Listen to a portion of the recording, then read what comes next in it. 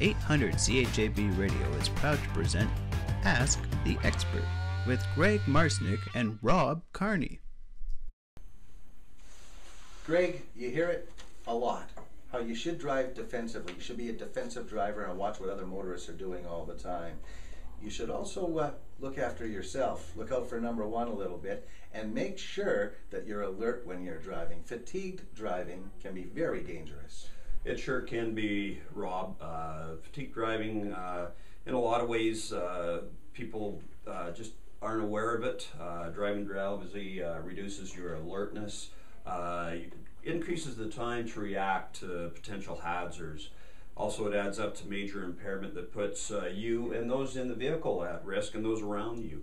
In fact, research has shown, Rob, if you only get 6.5 hours of sleep, you're twice as likely to get in an accident as those who get 8 hours of good sleep. The consequences of driving drowsy are tragic. In fact, on average in Saskatchewan, more than 145 people are injured every year. As well, 7 people are killed. So it's very important to be aware of the symptoms of driving with fatigue. Now, these symptoms, biggest thing, the first sign of drowsiness is a tendency to stare at the front of the road rather than scanning around for hazards. Other red flags include yawning, daydreaming, trouble keeping your head or eyes open, forgetting the last few kilometers that you've driven, not noticing vehicles until they pass, drifting out of the lane and not being able to maintain speed. As well, there are certain people that are prone to fatigue driving.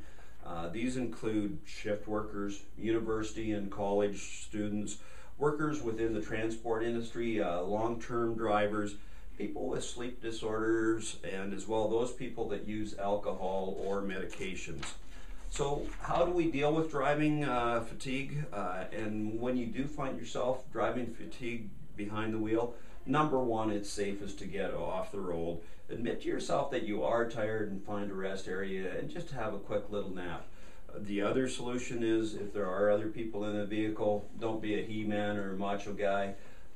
Pull over, let the other people drive while you can have a quick nap, and when you are refreshed, you can get back behind the wheel. Yeah, guys our age know what a 15 or 20 minute nap can do for a guy. Oh, darn right.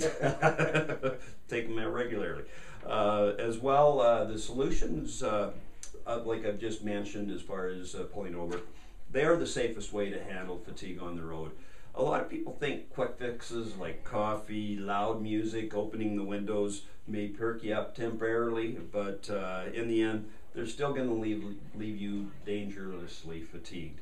Now, the best thing to do is hit the sack early and get plenty of rest so that you know that you're going to be alert, you're going to be awake while you're driving, and you're going to get yourself and those in the vehicle that you care most about to the destination safely.